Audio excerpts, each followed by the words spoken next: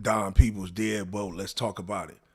So I just got done watching Fetty Wap and DJ Academics interview on DJ Academics Off the Record podcast on Spotify. Shout out to the homie DJ Academics. Um, it was good to see him interview Fetty Wap, man, and really try to get personal with him and get inside the head because I had a lot of questions too, and often wondered, what happened with Fetty? Like, what made Fetty fall back? What were some of the detractors? What were, some of the things that caused him just to fade off the scene? But really, who killed Fetty Wap's career? Was always a question I had, and I know a lot of people had that question.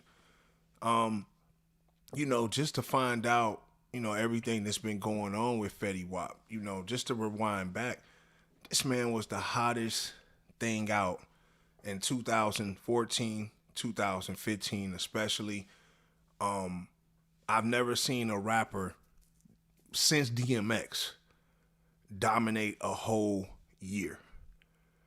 Countless, top Billboard hits. Trap Queen was the first time I got hip to Fetty. And I ain't gonna lie, like Trap Queen wasn't one of my favorite records of Fetty Wap. But, I noticed just the charisma and the catchiness of his character off top. I'm like, yo, he got one eye and he's harmonizing. A lot of the singing and stuff really wasn't hitting it like Fetty was hitting it, at this time. So when Trap Queen came out, I ain't gonna lie, I thought, one hit wonder. Yeah, the song was catching buzz and obviously everybody was playing the record. But I always felt that it was a one hit wonder situation. I never thought that Fetty Wap would, ascend to the heights that he went, to come with multiple hits in the same calendar year was just truly remarkable. Some of the money that he was getting was crazy.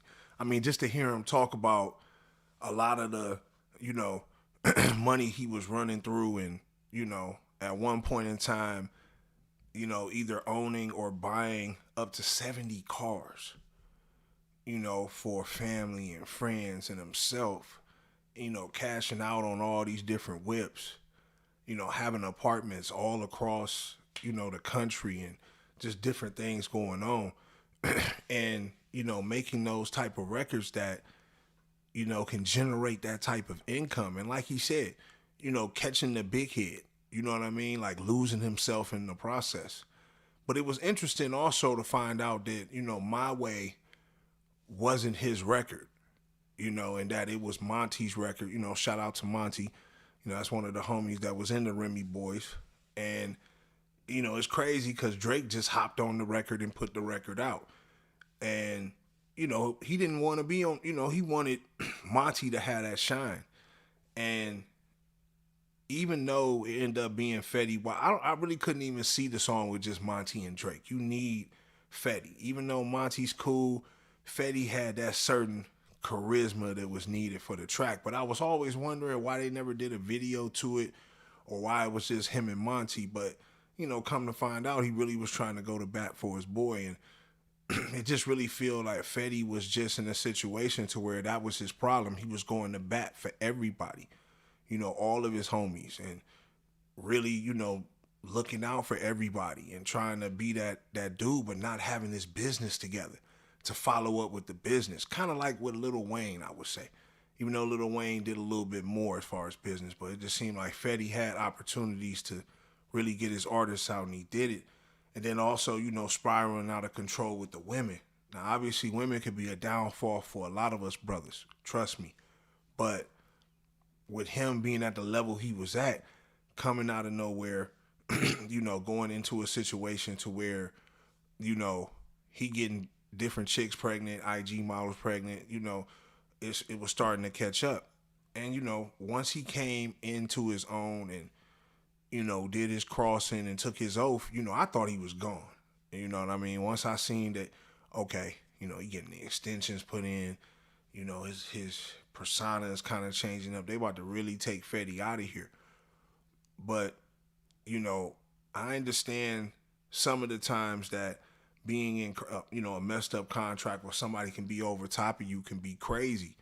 You know what I mean? And knowing that him and Nit the Grit, shout out to Nit, was into it on that type of time. But that's usually what happens when brothers reach that ceiling. When that ceiling is reached where they're seeing all these type of M's, money on type of money, it's hard. And, he explained that. And also, when Lior was, having that sit down with him and kind of told him how he was moving, you wasn't moving like a star. He didn't really like to talk. And I think that messed him up. I think that had a lot to do with Chief Keef too. They weren't marketable when it came to that. And I think that he didn't want to get out of his own way. And once they felt that they couldn't market Fetty Wap on that type of time, I felt like he was expendable. You know what I mean? At that point, that's when he became somebody of no, they don't need you because they can pump out hits from anybody. But, to have that type of Billboard success that instantly and that all in that 1 year span, like he said, you were hearing him everywhere. It didn't matter where you went, you heard Fetty Wap. You know what I'm saying? And like I said, My Way, 679, RGF Island, those are like some of my favorite songs. And he was really going in with the music. And, I'm thinking, he's making moves, and then all of a sudden he just fades out. And I think that's really why. Once they found that, he really wasn't marketable on that side, they felt that they just needed to kill his career at that point. I think, what helped Young Thug later on is that he became more marketable on that side. Once he started talking and doing more interviews and being more sociable and stuff like that, I think that's when he came more into his own and his bag. But I think what happened to Fetty not really transitioning on that side, I think that really killed his career. You know what I mean? I really think that is what made them not want to elevate him. And like he said, getting to the bag so quick, having this success and having, all these different women at your beck and call, it can be hard for a young black artist coming from nothing, but, he made some good moves by making these timeless records though, because these 4 records, or 5, I should say, his catalog, of the 5 or 6 records that, he's able to market to this day is always going to bring him a bag. And even though he doesn't own his masters or doesn't own anything outright like his publishing and stuff like that, he still gets a good percentage of that. And, he'll be able to eat off that good for the next 5, possibly 10 years. So, of course, he wants to make another hit. But I think the industry has moved on from Fetty Wap. Just like Chief Keef. Like, Chief Keef hangs around and he gets his respect. Chief Keef, was a certain era of rap. And I think Fetty Wap represents that era of hip-hop. That first wave of the melatonin rapper, of coming in and just really having the voice and having that sound without the auto-tune. Like Fetty did that, and he came in and he stamped that year. You can't think of that year without thinking of Fetty Wap. And how Fetty Wap had the club jumping. And I just remember being out and popping bottles and just doing my 1-2, and My Way would come on, or 679, my birthday being in June as well. It's just a lit thing when Fetty used to come on. So, I just think he had his point in history, and I don't think he'll never get that back. No matter, I don't think he'll have a Soulja Boy comeback or anything like that. Now, he'll continue to make, solid music and stuff, but I think the machine has moved past Fetty, and he really doesn't have like the personality, or I ain't even gonna say that. He just ain't with the shenanigans like a Soulja Boy to go with a record, because Soulja Boy gonna get on there and pop shit and do whatever it take on the social media have to go viral, and then have the song too that you can get on TikTok and dance to or whatever, but it's like a balance. Like with Fetty, he might drop a classic song, but since he doesn't really have the personality or he doesn't have that outgoing persona, people really can't gravitate to him on that side. So he's very like, mystique. He has a hidden part about him, and it was good to sit down with Act so we can hear, what happened over the years and why you never made it to the next level, which was the sustainability. Just to be like have a 10-year run or a 15-year run. I think all those things were in your way to have. I just think that you just didn't seize it, or you just wasn't with the bullshit that the game come with. I feel like a lot of the rappers who are sustaining from your time, they got a lot of other stuff they got to do it. You know what I mean?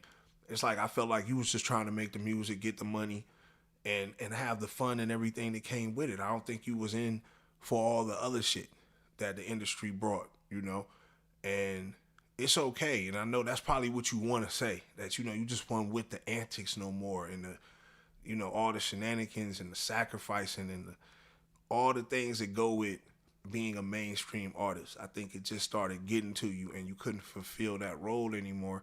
Once they seen that you was weak, I just felt like they just decided that it was time to replace you, because nobody with those type of numbers fades away. Like, I can't name another rapper like Fetty Wap. Nobody who had that type of heat within that short amount of time that went totally dark. Unless they passed away or something like that. But it's like you still here, you still living. You never went to jail. And I know, the contract might have been crazy or, you getting into it with the label, but it should have been ways to get around. I just think the people wasn't even checking for you. Once they pulled your plug, you didn't have a solid enough fan base to really propel you into that independent stature. You know what I mean? Because nobody really knew you as a person. So I think if Fetty works on these things, man, that, Act's interview could have been a step to that, that he's getting more out here. But with the dope, with the drug case looming and all that type of stuff over your head, I hope you can get past these things and get back to your rightful throne, because you are a legend. Period, point blank. Like, you definitely will go down in hip hop history. But I want to hear what y'all got to say about this situation. Who do you think killed Fetty Wap's career? Do you think it was the women? Do you think it was the fame? Do you think it was the industry? Who you think got Fetty Wap out of there? I want to hear y'all thoughts on this. Like, subscribe, share, hit the notification tab so y'all can tap in every time I drop a video. It's your boy Don Peoples. Deadbolt. Gone.